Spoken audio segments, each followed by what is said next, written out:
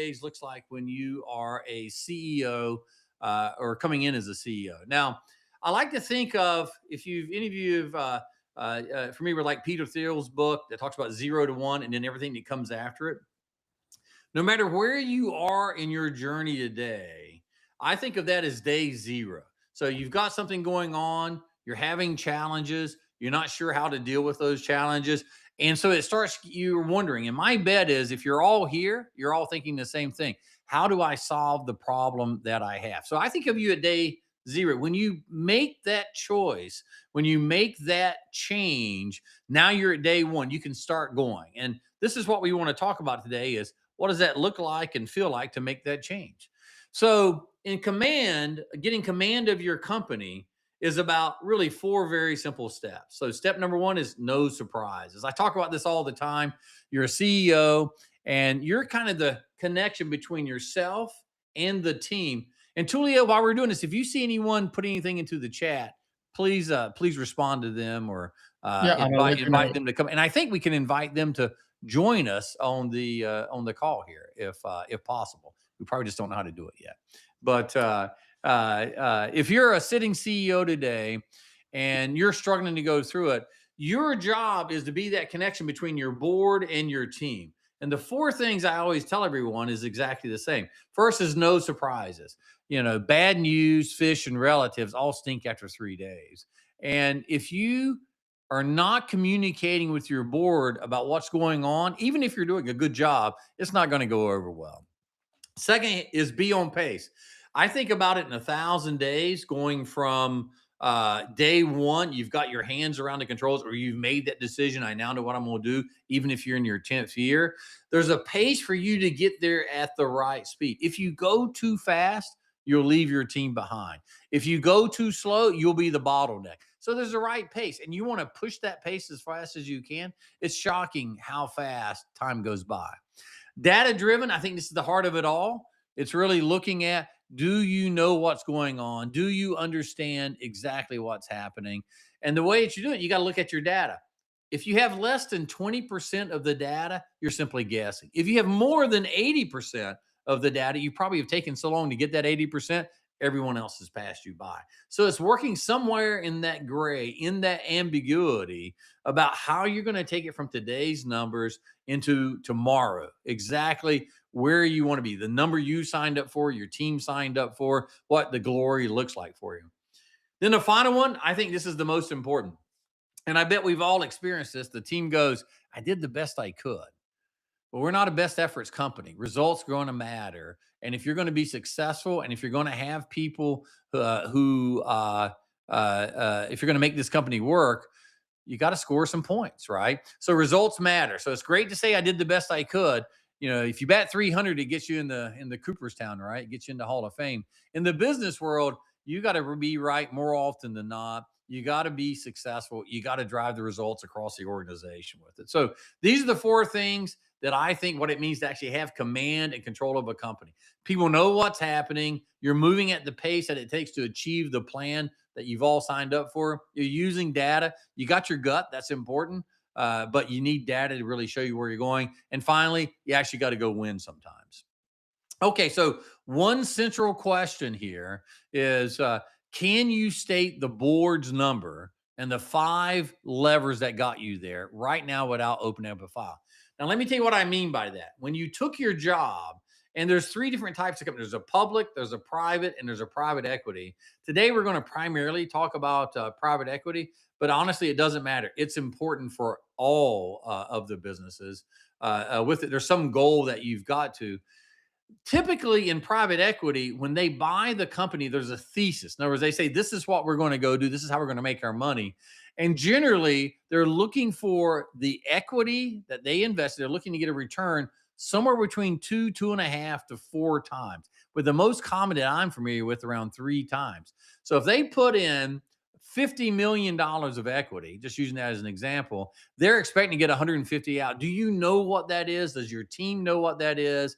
And do you know the levers that you're going to pull and in what order? If you don't, you're just running enthusiastically. If you don't, you're not sure how you're getting there. And the unaimed arrow never misses. To make a metaphor, if you're sitting today in Sarasota, Florida, and you're going to drive to Chicago, Illinois, if you just randomly start off, you might be making great progress totally in the wrong direction. Maybe you wind up in California. You want to get where you have said you're going to get. And in order to do that, you need to know the plan. Otherwise, plan failure. Okay, now the math for the people setting in the CEO. This is factual. You can look it up. 70%. Now, in fact, I think it's about 71.6% of all CEOs get fired before they achieve the final goal. 70%, over 70%.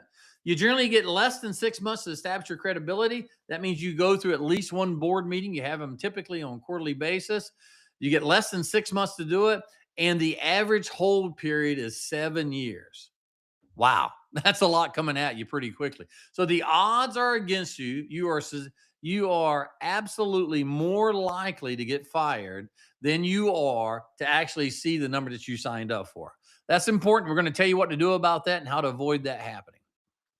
They typically don't replace you for capability. When you go through the hiring process, again, regardless of what type of company, you're generally very well vetted. They'll have you take tests, they'll meet other board members, you meet the team, you do all of this type of stuff that you're going on. You're capable. You wouldn't be in the job if they didn't think you had the capabilities.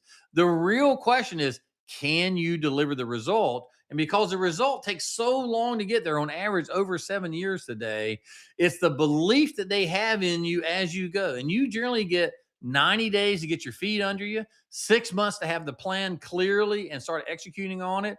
And if you don't have it after 6 months, the board behind you after the executive session is going to be talking about, what are we going to do about it?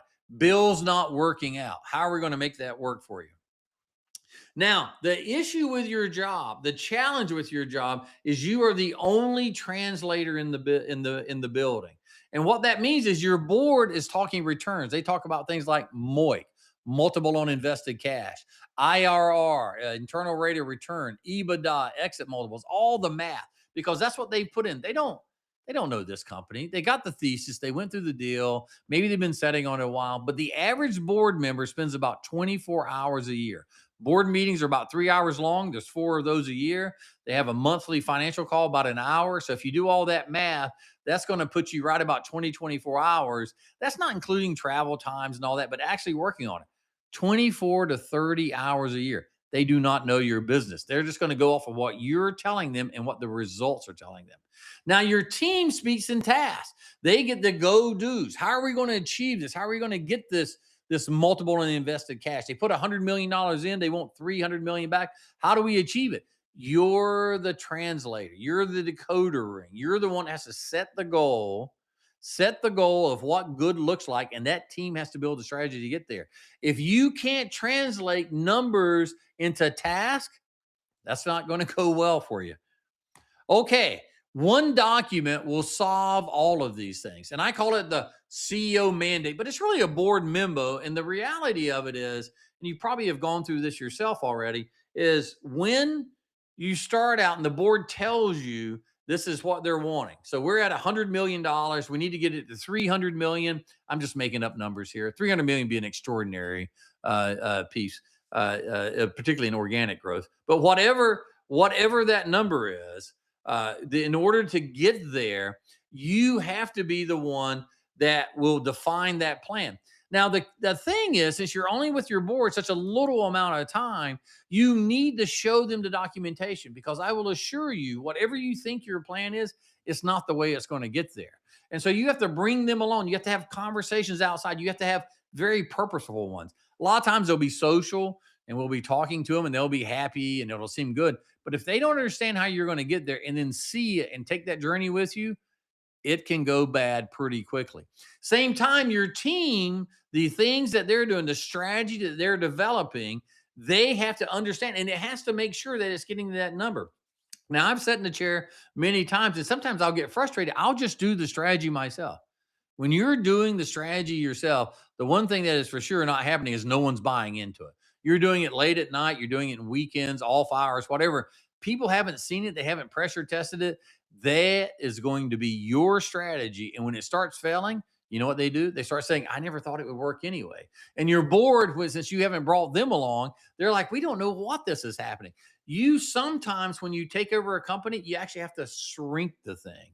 You actually have to get it smaller in order to get it bigger, because you got to you got to get rid of some of the lack of focus, the things that are not working. So the goal here is within the first 100 days, you take that board mandate, what they've told you they want to get, you translate that into an operating plan that your team owns. And between those, they need to match. So if your team plans too little or maybe too much, if it's not achievable, if it doesn't deliver that number, it's not going to work. If the board has an unrealistic number and it cannot get there and your team can't do it, it's not going to work. You're the person in the middle. Your job in that first 100 days is get the goal. You're going to work that with your board. Take that goal, tell the team about it, get the team to build a strategy to go achieve that goal. Then the next step is you organize your company all the way around it. And then the final third step is you start executing on it. You get about 100 days to go do that. Okay, so what's the board's number? Where does that come from? It comes from the LBO, or leveraged buyout. So when they buy this company, typically today, 50% is going to go in equity. In other words, the cash they put in, 50% is going to be in debt. You need to understand exactly what that number is, because not only are you going to have to defend it, you're going to have to make sure that that plan delivers that. You're going to need to run the MOIC, or the multiple earning cash conversion. So you've got to understand what it takes to only get the number. You then got to decide, is that payoff going to deliver what everyone's expecting, which is your team, which is going to have very high expectations, and the board, which is going to have very high expectations. Are you guiding them into the right place? And then you've got to get it all locked in onto one page that everyone blesses. This is really important. If it's wrong and it doesn't work, what happens is you now got to disconnect, and you'll spend more time going back and trying to figure it out. I'm gonna run a live sample here. First, I'm gonna tell you kind of how it works, and then I've got an LBO calculator. I'll show you. It's available on the website. You can go in, you can play with. You can actually put your own numbers in. And if we can figure out how to get the chat working here, which I think Tulio can do, if someone's got a number, they'll let us know on it. So first is your entry EBITDA. That's your earnings. There's a lot of different ways to think about earnings: operating income, net income. They're all good numbers. In private equity, we talk EBITDA. That's how we take and value the companies. So whether it's a good number or a bad number, it typically focuses around the efforts that you do, the operations you do. That's why they don't count depreciation and amortization. So it's earnings before interest, taxes, and so on. It's the operating piece of it. We're going to multiply that. In this case, your entry multiple, what you paid for it. So you find 50 million of EBITDA. You pay 10 times on that. They, as I said before, take half of it, get banks to borrow the money or lend the money to them, borrow the money from the banks. And then they're expecting to get 2.5 times in 5 years, 20%. Now, 5 years is a very typical hold period. The funds that people will use to invest generally have a 10-year lifespan. Now, this is important for you, and we'll talk about it later. So they're expecting to be done in 5. The average fund wants to be done in 3 years, 1,000 days, which is slightly less, but I think 1,000 days gives us a nice ring off of it. But generally, they're planning on 5 years. The average hold period is 7 years. So there's a disconnect there. They want it quick.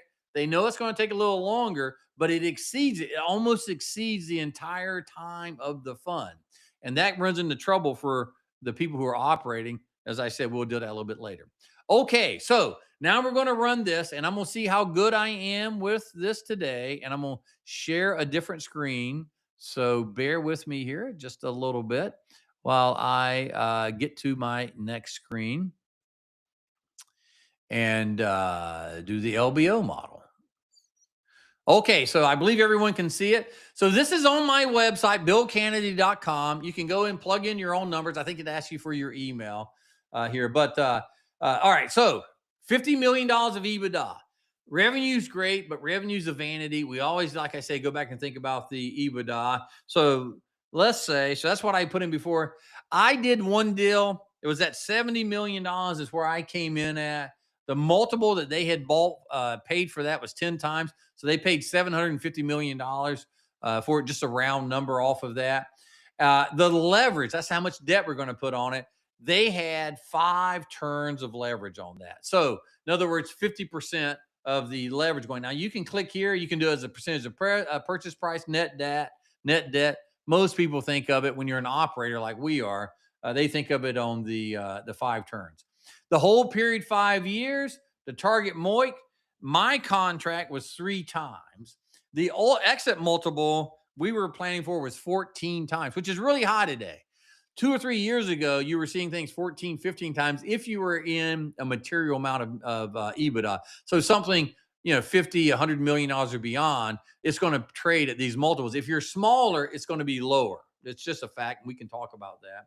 14 times is where the multiple that we thought we would get, and that's exactly where we wound up. And the debt pay down 50%. We did pay down 50% over time. The interesting part, though, is we kept buying companies. And when you buy companies, your debt goes up. All right. So in order for a $70 million to get with 5 times leverage on it, to get a 3 MOIC, right? That here, you can see it to the right. I got to grow it from 70 to 87.5. So that'll tell you as you're looking at, okay, I got to get this thing to 87.5. In order to get the multiple I want, that gives me an internal rate of return of 25%. 3 times, at 3 times my contract fully funds, I get 100% plus the multiple. If I come in less than 3, it drops down to like 80. If I get down to 2 or less, it drops down to like 50. If I get below 2, nothing. These are typical private equity contracts you're coming in. So they generally got to get at least 2x their money, or you're going to make almost nothing off of it. Sometimes you will make money, right? Now, so the equity debt coming in, they borrowed 350. We put in 350 of our own capital, targeting $1.05 billion coming out of it. The debt we'd be setting on is about $1.75. Exit enterprise value $1.2 billion. Pretty good, right? That's where we were at. So if I got 15 times, I only got to get it to 81 million. So I don't have that much to go. If I get it 12 times, well, I got to get it to 102 million. So this will give you a little scale there. Now, where is this sponsor, the private equity firm, making their money? You can see there was 3 things in this. 25% of it came from the EBITDA growth. That's the organic side. 25% of it came from the debt pay down. And the remaining piece, 50%, was that multiple expansion, the accretion. From 10 to 14 times gave half the return. Multiple expansion is a big deal. I'm going to tell you right now, it is hard to get multiple expansion today. It was way easier over the last decade or so because interest rates went from double digits, 12, 15%, all the way down at one point down to 2%. Today, they're running about 6. Now, that's just what we see as individuals. Companies vary at something with, used to be LIBOR. Now it's SOFI plus that. So they may be on SOFI plus 1 or plus 100 bips or whatever.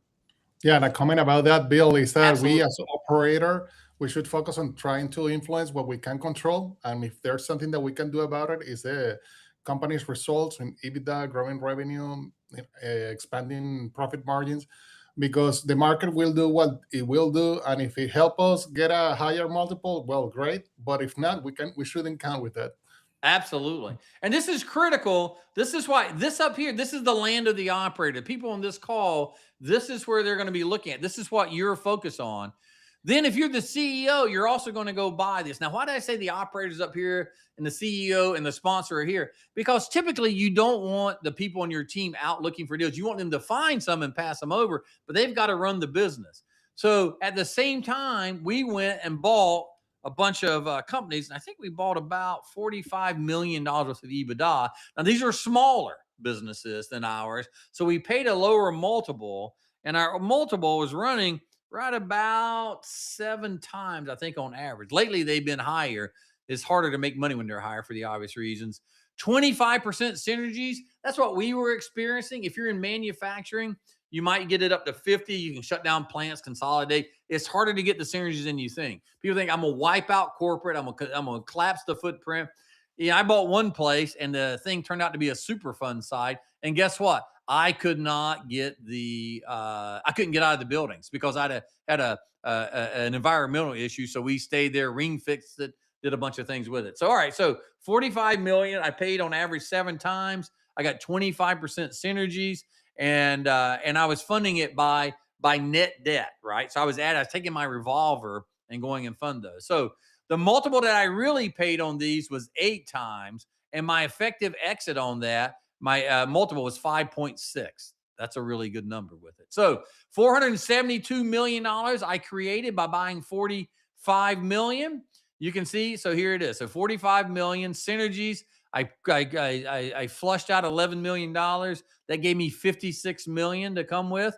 Capital deployed, I spent $315 million buying that, and my gross spread was 472. So that was really good for us, right? So the EBITDA, my edit gave it as 5.6. Remember, when I looked up here, I'm my operating side, I'm getting 3 times, which is manifesting itself, giving me just a little bit over 4. Here I'm getting 5.6. So with the acquisitions, I only had to grow, or without the acquisition, I had to grow my EBITDA by 17.5 million organically to get to the number. With the acquisitions, with the buy and build, I actually could have grown my EBITDA by nothing. I could have stayed right where I was at because I only needed to get to 110. So it's higher. Before I was going to need to be at 87, now I need to be at 110. That's the value of leverage. That's the value of what you're getting here on it. And the debt to equity, now I'm at 490. Before, remember, if I just stayed organically, I would be exiting with just 175 million. Instead, I am now exiting with almost $500 million in debt off of it. So the honest comparison, organic only, I got to grow up by 17 and a half. With a buy and build, I don't have to grow it at all. In fact, I can do the opposite because I bought well. But let's say I had bought these things not at 7 times. Let's say I'd bought them at 10. At 10 times, right? What I really paid was 9.1. And look, I got to have better. I got to actually produce some EBITDA here, right? So it went from a negative 13 to negative 6 off of it. So the equity side is working for me. And the fact I'm growing it, wow, I'm doing pretty well with this. Okay, so I have this. I started with 70. I bought 45. I got 11 million in synergies, and that got me to 110. I only wanted 3 times off of it. So the MOIC I delivered at 110 gave me 25% at a exit EBITDA of 143 million. So not going backwards, right? That gives me 4.3 times. So the way you read this, to get my 3 times return, I could have actually not gone equity at all. If you don't grow equity organically, it gets you fired. I'll just tell you right now, they're not going to let you go backwards unless you got some magic board to get 3 times. But by growing my equity, as I did up here, well, I just clicked on something. By not growing my equity, by growing my equity, gave me, I don't know what the heck I clicked on there. Oh, 57 times. That's what it is. 7 times. Woo. I didn't want to have that return. My exit my exit equity is $1.5 billion. So we put $350 million of equity. We're coming out 4 times. So 4 times 3 is giving me this 1.5 billion. You're going to do really well on this. This is what makes M&A and private equity so fun and everything, is that you can hit these kind of numbers. But remember what we said just starting off is candidly, without the that 70% of the people get fired going through it. So the numbers are great. This is why people will do it. But if you don't come out strong right out of the gate, you don't have a shot. Juliano, I know you've had a lot of experience in this. I'll tell you a comment about this, you guys. So the main use of this calculator and the purpose of Billy showing it is because this exercise is really helpful, especially at the beginning when you are taking control or being on board in this newly acquired company, or you're coming in to fix things, because this will help you get aligned with the board. Because once that you have the clarity on the numbers that you need to get, and have an idea of what are the levers that you're going to pull to get there, it'll help you really have a better plan eventually to actually have a better chance to achieve it. And as Bill said, we have to do what we can do it the best we can, and then if we have a little bit of help of the market, that's how you're gonna make a lot of money. That's exactly right. It's really, really powerful. So, okay, so today's number. So I was at 70 million. I needed to get that thing around $84 million. We went way past it. We actually got it to 165, 167. That was both acquisitions and organic. We grew to about 25 million. We held the business for 5 years. And then we added another $60 million or so through acquisitions off of it. But that gap between where you are and what that LBO calculator shows, well, that's the gap. That's your job. Your job is to go get that. And in order to do it, not only do you have to deliver, because delivery takes time, you have to keep people's confidence so you get the time to do it. And the facts tell us that people don't do a good job of that. Okay, with that. So, and if you got questions, please put them in the chat over here. If you got a number you want us to share, because I'm happy to go back and run this calculator for anyone with it. So, what's your gap? This is the question you should be asking yourself right now. Say that number out loud. Share it with us. It says on camera. I thought I'd be able to invite you folks in, but clearly I don't know how to run the Riverside yet, so I got to figure that out. Okay.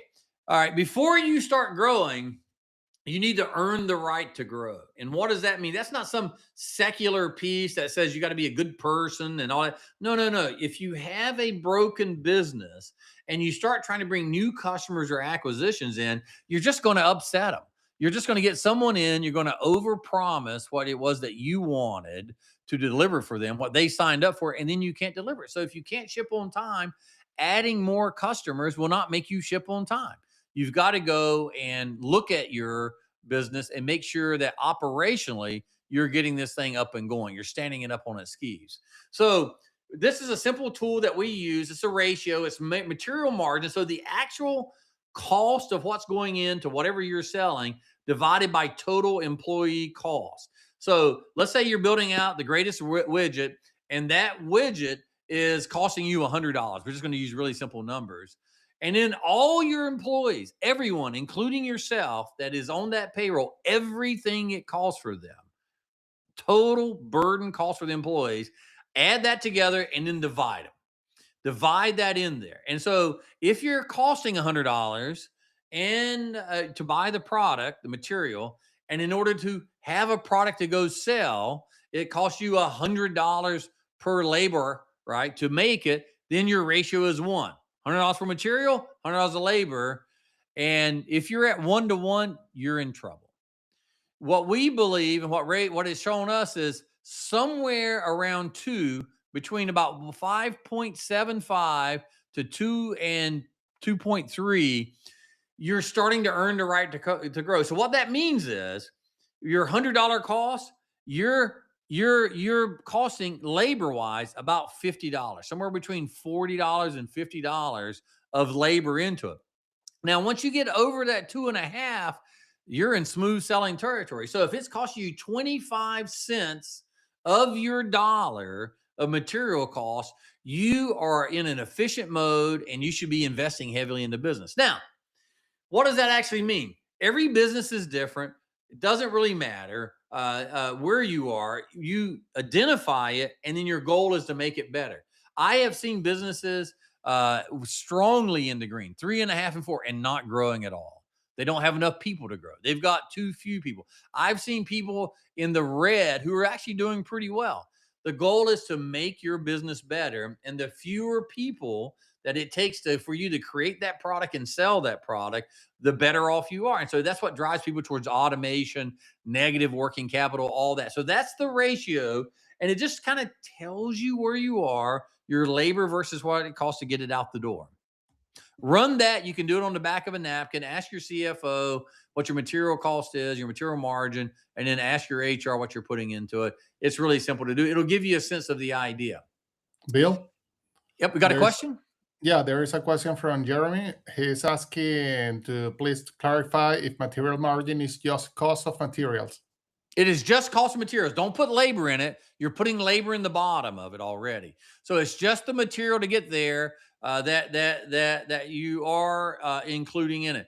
A lot of times that will include the inbound freight coming in. It just depends. Don't get crazy with it. Just think about, you've got when you're running your P&L, you'll have your COGS number back out labor and kind of whatever else is in there is pretty good. Some businesses will get a little funky with it, but don't include labor because you're going to include that in the denominator. Good question. Hey, thanks for it. Maybe this thing is working. So I still don't know why I'm not seeing the questions, but it's absolutely sure I'm doing something wrong. So, okay. So what are the 5 levers? Remember before I talked about, do you know your number and do you know how you're going to get there?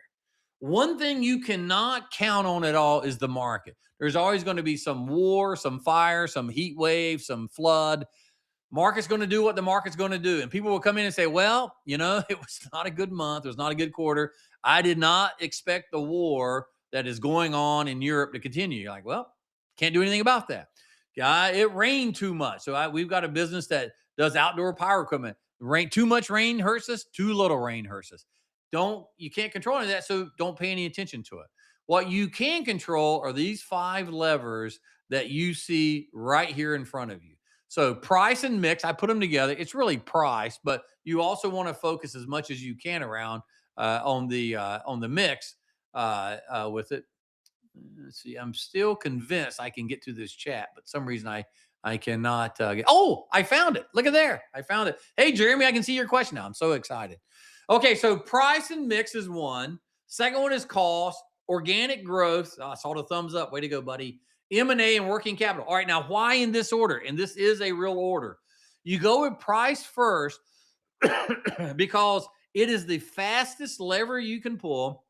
Excluding contracts, you may have someone that's giving you a contract that says you can't raise it for a year, something very common, but you can raise it. And it's frictionless. So if you change your price tomorrow on a product, it's going to flow right through the P&L. You don't need new buildings for it. You don't need new people.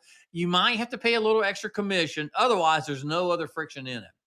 Cost is the second one, but it takes time to get through cost. You have to negotiate contracts. So some are direct costs and some are indirect. So indirect would be something that's not used in the direct making of the product. An example would be like your phones or the hotels or rental cars or things like that. You can renegotiate your freight contract. That's one of the most popular with FedEx or UPS or whatever trucking firm you're doing. You can do that the moment you have in it goes in. There is friction involved with it. There will be some switching costs. There will be something, it may not go all the way through and it takes longer. So cost, you can typically get most of your pricing in within 6 months and then it flows through sometimes very quickly within 30 days.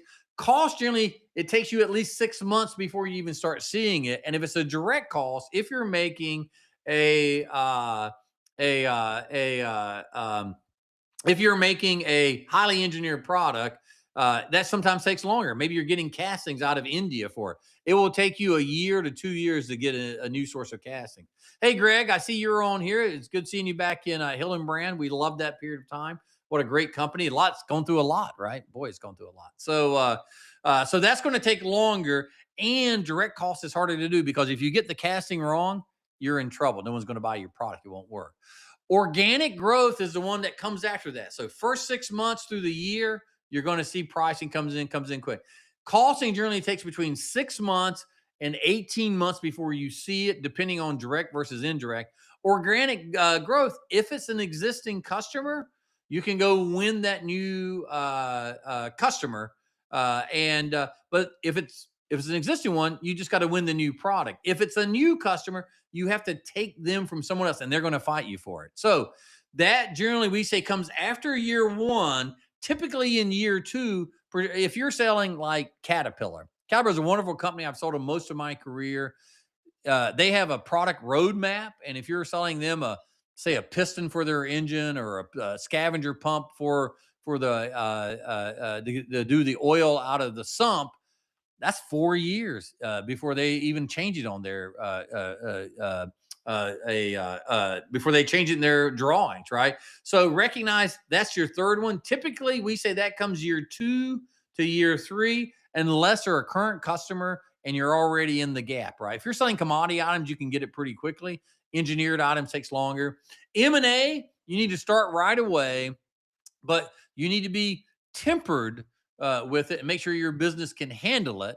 Now, the honest to God's truth is in private equity, you want to start doing deals your first year. And the reason is you need time for traction to happen so you can get a real return. And there's two times that you will do the deal. So the first time is early in the hold, that first year into that second year. So you got time to get them in, integrate them, and all that. So you get the benefit of.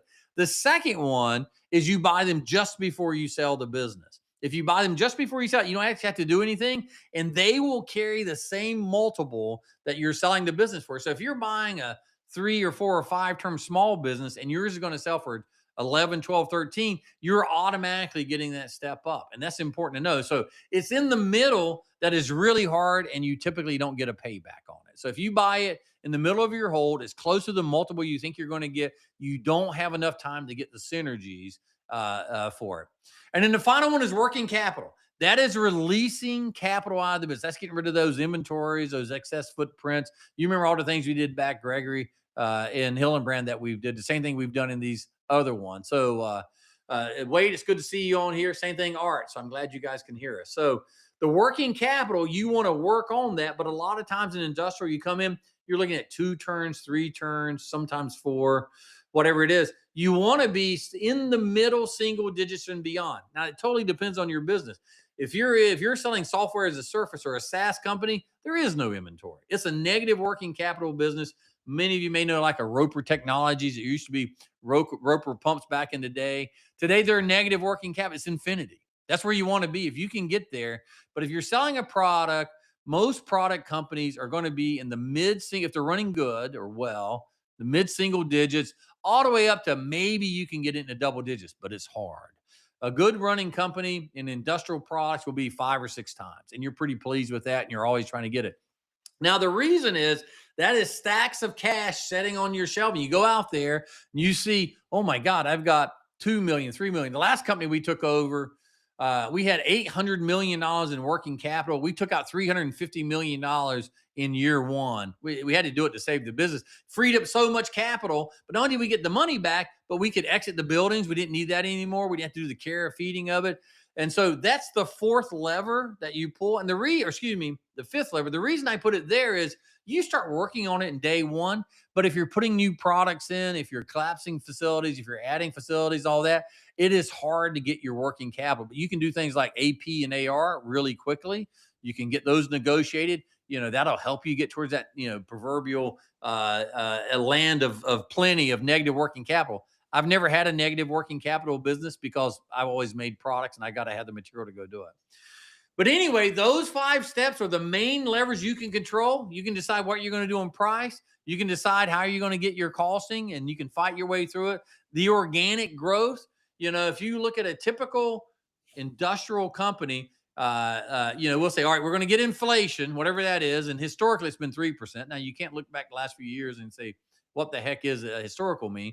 But historical, it's been that. Then you get pricing, and maybe you get 3% pricing. So if I get inflation, call it 2, I get my 3% on pricing, I'm at 5, and I get my initiatives, my key things I'm going to do, maybe that's going to add another 3 points or 4 points. Heck, I'm looking at 9 points. That's how you stack that stuff up. In private equity, the holy land is 10% on the top, 20% on the bottom. That's what we're looking for. Grow at 10% top. You get leverage coming through. In other words, you don't have to add people, facilities, PP&E, any of that stuff. And you want 20% on the bottom. You're running a good business when you get flow through your P&L and it comes out at a greater percentage than it goes in. That's the key. That's the magic right there. Okay, let's go to the next one here. So, all right. First step on this is, so now you know your levers. The board's told you the number. You know what leverage you're going to pull. You got to lock that number in with your team. So you've got the goal. You think you know where you can go get it. You have an idea. You and the team have to translate that into a strategy that you can execute on, that you can own those numbers. This is critical for you. Now, what are we looking at? The first thing is, do you have the right team? And I think of the 3 people, the last book we just put out called The Rule of 3, it talks about the visionary. Typically, that's the CEO. They're going to own, this is where we're going. This is the vision. All right. Then there's the operator. They're actually the one that's doing it. They're the people showing everything. They're the president, the vice president, the directors, the managers. They're the one that makes it happen. And then the final one, the one I see the fewest companies having, is a profit. Now, I use that term because I think it gives two connotations. One, profit as in money. That's where the money's at. And two, profit as in they have the wisdom to tell you the operating system that you will use. It is not unusual in a small company or candidly, any size company to have them where they're doing all three.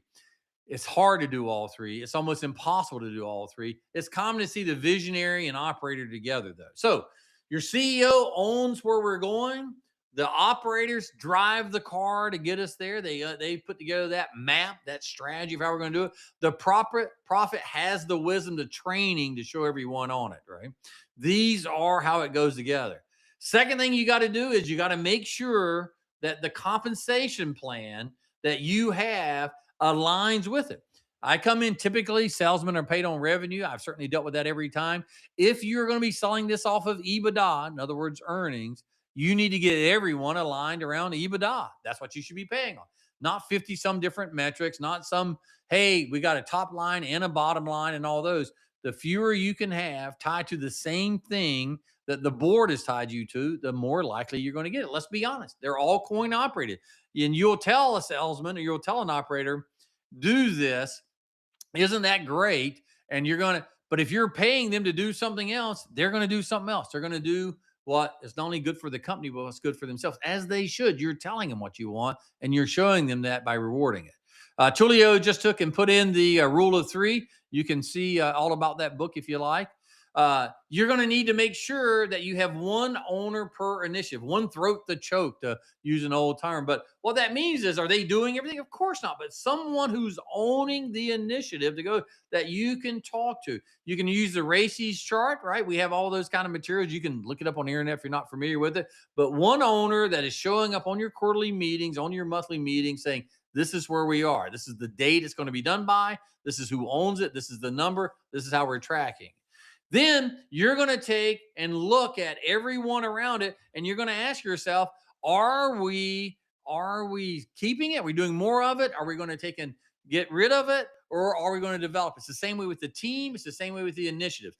Do I have the right team to get me there? Are we focused on the right pieces? You have to go through all of these. Starts with you setting the goal, they building the strategy, then you organizing around that strategy. They have to own that. All right. Then you got the rhythm. That's your monthly, quarterly, weekly, annually, all these meetings with it.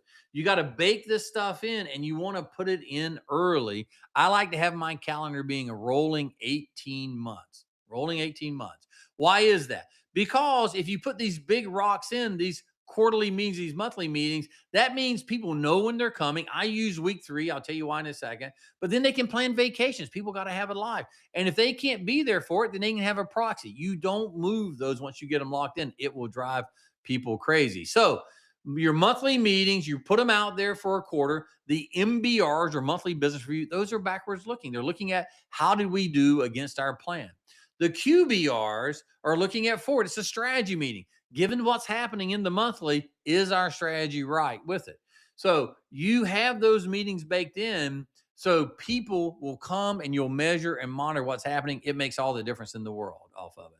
And then finally, the crucible is that before you go deliver your plan to the board, you want to make sure someone's looking at someone like myself, Tulio, someone like Jeremy on here, right? Is to make sure that someone is going through and asking you the tough questions before you get in front of your board and you're not prepared off of it. So the operating rhythm is having a calendar, everyone's on it. You're looking for it. I choose week 3. Here's why. The first week, we're just trying to close the month, get the numbers.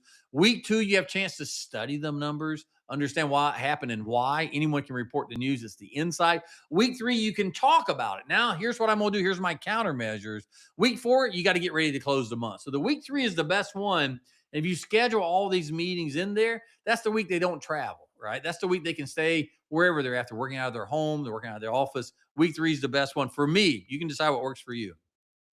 So you're getting ready to go show your board. You're going to show them the CEO mandate, right? You're going to show them this is the board mandate that we put together. And there's 2 ways to show up here, right? So the first way is you can do all this yourself. And it honestly, the plans I've seen out of CEOs that did themselves, they were actually outstanding plans. The problem is they couldn't get anyone to buy in. Nobody understood it and they didn't follow it. So without going through a program to help you get ready for it, working with someone outside of your company, working with the people inside of your company, you're going to show up with this in your head and you're going to be defending it. But by going through and having someone ask you the tough questions, this is how you have command of. You understand they're going to ask you questions you're not prepared for. I do this before every board meeting. I get myself, my CFO, my strategy leader, my operators in the room. I go, all right, what kind of questions are we going to get asked? And we have a lender call. What kind of questions are they going to ask? We have a lender call every month, updating them exactly where we are in our journey. There's a lot of money riding on this. So it allows you to go back to those 4 things and avoid surprises. And if you need to make corrections, since people are owning it, it's never easy, but it's never simple, but it's pretty easy to keep going because you're making small changes as you go. This is a super important point off of this. Okay, at the end of day 100, so you came in, you're at day 0 now. I'm not sure what to go do. I need a plan. We will help you get that plan. We get you to day 1. That's the day when you're starting. And over the course of the next 100 days, these next 12 weeks, you're going to be every week having a deliverable that you've got to go do. You're going to wind up at the end with a signed board document. Now, are you really going to get a sign? Up to you. The board will sign it, but you want to make sure that you've built the plan, showing the board before you get to that meeting. Hey, you told me what it is. I signed the contract. Is this really the number? This is what happens. Did I misunderstand this? Is this great? You'll be shocked at how powerful that is, talking to you and your chairman or you and your board members, whoever they may be, on it. Same thing with your team. This is what I understand. You said you could deliver 9 points of growth. I'm looking at your plan and we're going backwards. How are we going to get there? You've got to make sure that people are aligned. You put it down. They can do it. Then you need a bridge that gets you from there with those 5 levers. Don't put the market on there. You can have the market. The market's just going to tell them what you think is going to happen. Whatever it is, it's going to be different than what you put down. But what are you doing in pricing? What about what are you doing in cost out? You're purchasing. What are the initiatives? And you can say, I've got a purchasing initiative, but if you can't articulate it, you don't have a purchasing initiative. You can say you've got deals you're looking at, but if you don't have a pipeline full of them, then you don't really have it. It's a wish list, right? It's one thing to here's my list of 50 targets. Have you talked to any of them? The answer would probably be no. Or have you talked so much to them, you haven't got the operating capability going? So you have all of that. You've got your monthly MBR. Some people call them MORs. Doesn't really matter. Monthly operating reviews, monthly business reviews. You have been running it and you've ran it at least once against it with the people on there who own the initiative, going to be delivering it. It's super important you do that. Then you've got your board deck. Now, there's different theories around the board deck. I like my board deck to not be particularly pretty. The reason is I'm an operator. I'm not a consultant who's selling these things. I'm going to show up and I need absolutely truth and transparency. And my style is I want to be cautiously optimistic. I want to say, this is not going well. Here's what we're doing about it with clarity, with real action items, with names and times and what we're going to get when we get there. And then I want them to fully understand it. And I'm going to talk to them offline to make sure I've answered those questions.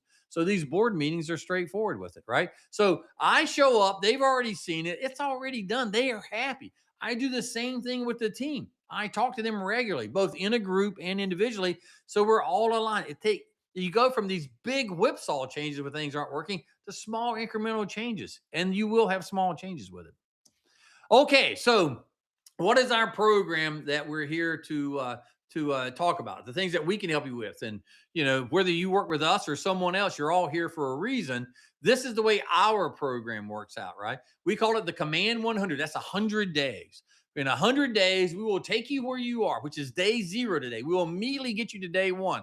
This is the plan that we're going to go through to do it. It is laid out with training, with weekly meetings and everything else. You and your team working through this. This is critical with it. Getting you ready, helping you be ready to talk not only to your board, but to the team to be that translator between it.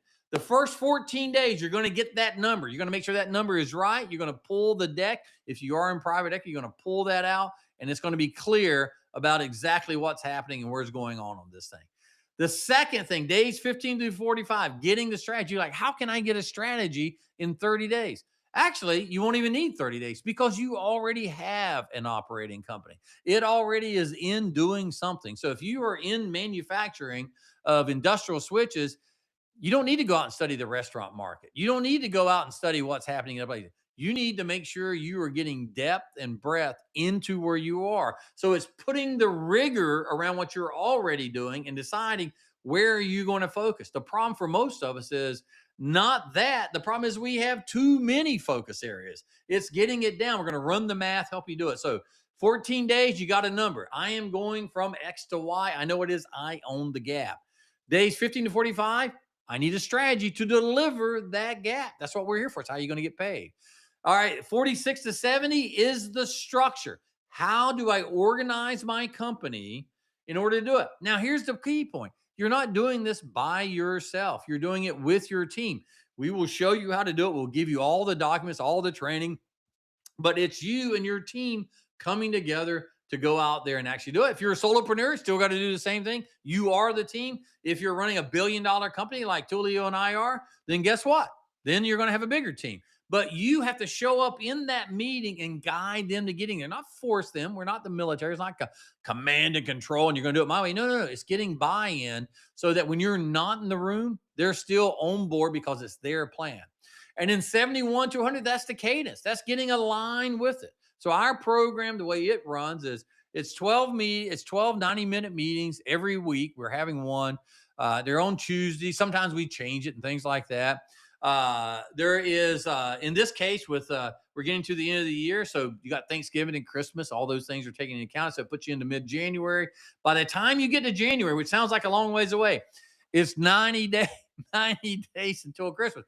If you haven't got your wife or your husband to Christmas, you better get on it because your kid's going to be disappointed and she's not going to be happy. So I highly recommend you do that. So it takes all that into consideration. You have private ones-on-ones with me. It's myself, Tulio, us. We got a whole team that'll help you go through this, but you're going to own it.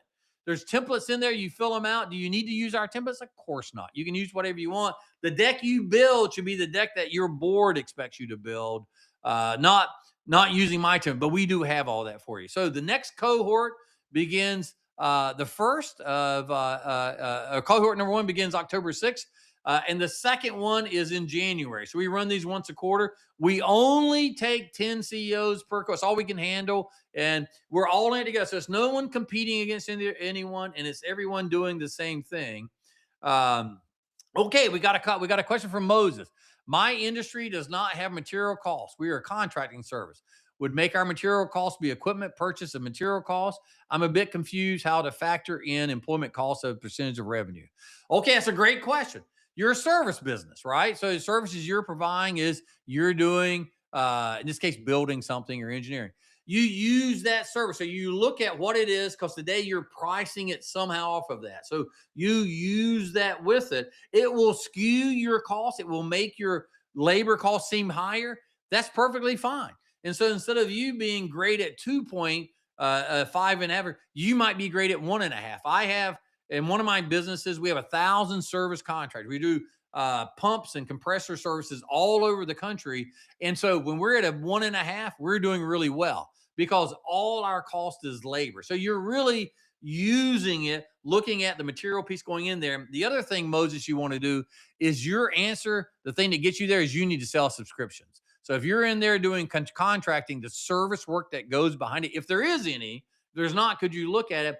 Otherwise, it's a project business. And if it's a project business, we look at that differently. So we can handle all of that. Point being is we have those types of businesses. It works the same in all of it, but the numbers are slightly different with it. So if you can cost your jobs today, and I'm sure you are, because otherwise you wouldn't be in business, we'll use that same costing structure with it, right? We just try to get the noise out of it and think of it from a contribution margin, which is, without putting all the SG&A stuff in it. We try to get that SG&A piece out. Hopefully that worked, Moses. Let me know if it didn't. So that's the Command 100 program that we have. Whereas 4 sections that we go through that people that work with us over time really seem to enjoy. So the first one is getting command and control of your business in 100 days. This is the piece that saves your job. This is how you avoid being in the 70%. It's not because you're not capable of doing these things. It is because you haven't got a plan that can be articulated. Now, maybe you own the business. Maybe, Moses, this is your business. You can do whatever you want. But no matter if you've been in the chair for actually day one or you've been in there and this is year 15, once you have a plan, think of that as your day one. In 100 days, you want everybody organized around what you're doing. And in this case, you're a service company or a contracting company, and you need to organize with it. We work with tons of them, so we have great case studies. Once you get the business ready, so you're sitting on the other side of that 100 days, you now need to go grow it. As I said earlier, growing a business that's in chaos only invites more chaos, and the customers will leave you. If you don't take care of them, they will leave you. Now you're growing. You're past that. You're past your first year. You want to scale. You're going to double down on what's working. You're doing the flywheel. You've exited things that are not working. You're redeploying your capital in that. That's going to get you through the next year. The final year, you are preparing yourself to exit. Now, are you going to exit at 1,000? Probably not. We already know that the average hold period is 7 years, sometimes quicker, sometimes longer, but that's your average. Somewhere in that 3 or 4 or 5th year, companies are getting ready to exit. You cannot solve your issues in the 100 days when you hire the banker.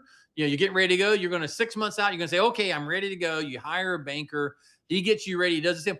They're just going to polish it. I have seen companies that have the best deck, the absolute perfect data room and all that, but it's all theater. They don't have succession plans. It's all on the owner. Their costing is out of control. They can't explain what they're doing. You can't fix that in that last year. You must fix all this in that first 1,000 days so it has time to soak in, become part of the culture, so it's real. Because they're going to look back at whatever it's been and say, do you have good quality revenue? So you may have did 10 times more revenue, but is it junk revenue? Is it repeatable revenue? Do you have contracts? Are they on a subscription? Is it a one-time thing? Were the margins bad? How much did you get add back on it? What are you carrying in add backs? So all that first 3-year program is really to get you so you can run a really real company. You should run the company like you're going to keep it forever because you'll do the right things and people will pay it for you. If you don't, it's just theater. You're just doing kabuki here and people will discount. They'll take a turn or two off of it if you're too important. Okay, Moses gave him project-based contracts paid solely on production. It's timber harvesting, logging industry, long-term ownership, family business, secondary. Perfect. We work with stuff like that already. We've got a business very similar that goes and does the re-upfitting around oil platforms. They come in, they have to win it and all that. Same idea. We just take your cost structure and work with it. So it will be no problem at all, Moses. And that sounds like a really cool thing. The logging and so the country was built around that. So that's fantastic. So this gets you set to go and grow from it. You will have growth coming out of it. Our average piece coming out of this, that first year, we'll see about 30% profit improvement because you've taken action around pricing and all these other things. It's generally what you get in that first 100 days. You really start pulling that lever high. I hope that answered your question, Moses. If not, we can set up a call to chat. So what happens in real companies that work with us? We generally see about 350 bips, so basis points. And those of you who don't think about that, it takes 100 basis points to equal 1%. And so if you tell someone I'm going to grow your business by 5%, is that 5% or is that 5 percentage points? So am I going from 10% of EBITDA to 15, or am I growing 10% by 5%, which is a very different number? So when we talk in basis points, you just realize saying 3.5 points of growth are going to go on there. That generally translates into about 30%. And the margin in it's about 4.5 to 4.2% points over 6 months. So a $75 million service firm. And Moses, we work with primarily service firms and manufacturers and distributors. That's what we do. People who have real products like trees. Like this is a really cool piece of it with it. So, Hi, Bill. Go ahead. A little time check. We are running. Well, actually, we are over time, and I know if people are available to continue. So I don't know if you want to wrap it up in the next 5 minutes. Yeah, I apologize. We got started 5 minutes, so I think I only have 2 slides left. So here's what it is. So there's 10 seats in our next class, October 6th. It's not for everyone. Happy to chat about it and walk through it, but there's only 10 seats with it. You can take and come. You can build the number that you're afraid to say out loud. You can call me here. Take your phone, scan it. We can have a chat. I don't know if I can help you guys or not. I can't help everyone. I'll let you know in it. If